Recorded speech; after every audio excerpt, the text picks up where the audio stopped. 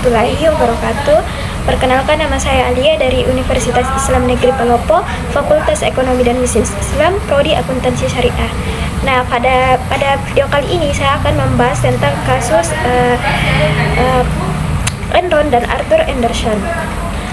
Enron Corporation adalah perusahaan energi yang berdiri tahun 1985 di Houston, Texas, Amerika Serikat.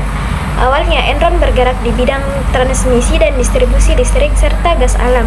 Namun seiring waktu Enron memperluas bisnisnya ke berbagai sektor seperti perdagangan energi, air, broadband, dan bahkan pasar keuangan derivatif. Nah, selanjutnya ada kasus Arthur Andersen. Di sisi lain adalah salah satu kantor akuntan publik terbesar di dunia pada masa itu, termasuk dalam kelompok Big Five. Andersen dikenal memiliki reputasi tinggi dalam audit, namun reputasi itu hancur setelah keterlibatannya dalam kasus Enron terungkap. Nah, selanjutnya ada kronologi terjadinya kasus. Yang pertama ada kasus Enron. Masalah bermula pada akhir tahun 1990 ketika Enron berusaha mempertahankan citra sebagai perusahaan paling inovatif di Amerika. Para eksekutif Enron mulai menggunakan berbagai cara untuk menutupi kerugian perusahaan agar laporan keuangan tetap terlihat menguntungkan di mata investor. Selanjutnya ada kasus Arthur. Salah satu cara yang digunakan adalah pembentukan special purpose entities, yaitu perusahaan kecil buatan yang digunakan untuk memindahkan utang agar Enron tidak terlihat dalam laporan keuangan utama.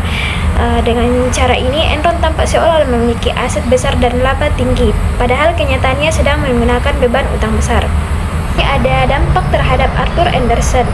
Skandal ini tidak hanya menjatuhkan Enron, tetapi juga menghancurkan Arthur Andersen. Andersen dituduh menghalangi penyelidikan karena menghancurkan dokumen audit penting sebelum FBI melakukan pemeriksaan. Reputasi Andersen hancur, klien-klien besar meninggalkan mereka, dan akhirnya pada tahun 2002 Arthur Andersen resmi berhenti beroperasi. Dari sekitar 85.000 karyawan di seluruh dunia, ribuan kehilangan pekerjaan, dan profesi akuntan publik pun kehilangan kepercayaan masyarakat. Kejadian ini menjadi pelajaran besar tentang bagaimana satu kesalahan etika dapat menghancurkan warisan puluhan tahun reputasi profesional. Nah, selanjutnya ada analisis kasus berdasarkan etika profesi akuntan. Dalam konteks etika profesi akuntan, Arthur Andersen melanggar beberapa prinsip dasar, yaitu yang pertama ada integritas. Andersen tidak jujur dan tidak berani mengungkap penyimpangan yang dilakukan oleh kliennya. Yang kedua ada objektivitas dan independensi. Mereka lebih mengutamakan keuntungan finansial daripada kebenaran laporan keuangan. Yang ketiga ada kompetensi profesional. Andersen gagal memberikan jasa audit yang sesuai dengan standar profesional. Yang keempat ada kerahasiaan. Beberapa auditor Andersen justru terlibat dalam memanipulasi dokumen untuk melindungi Enron. Dari sisi akuntansi, Enron melanggar prinsip full disclosure atau yang dimaksud dengan pengungkapan penuh, dan fair prestation atau penyajian yang wajar. Laporan keuangannya tidak mencerminkan kondisi ekonomi yang sebenarnya dan menyesatkan para pemegang saham serta investor. Ini ada dampak dan konsekuensi kasus.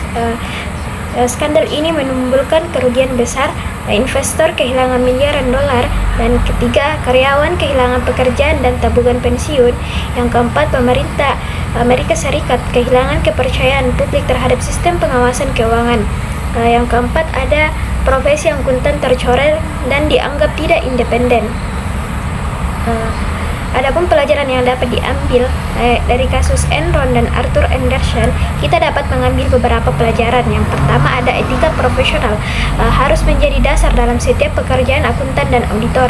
Yang kedua, integritas lebih penting daripada keuntungan finansial jangka pendek. Yang ketiga ada auditor harus selalu menjaga independensinya dan tidak boleh terpengaruh oleh tekanan klien. Yang keempat, transparansi dan kejujuran dalam laporan keuangan adalah kunci menjaga kepercayaan publik. Nah, adapun kesimpulan dari kasus ini, yaitu skandal Enron dan Arthur Andersen, menjadi simbol kehancuran bagi keserakahan dan lemahnya moralitas dalam dunia bisnis. Kasus ini juga menjadi titik balik bagi profesi akuntan modern untuk lebih menegakkan etika, transparansi, dan akuntabilitas. Semoga kasus ini kita sebagai calon akuntan belajar bahwa tanggung jawab dan moral dan profesional tidak boleh dikorbankan demi keuntungan pribadi. Sekian pemaparan dari saya, kurang dan lebihnya mohon dimaafkan.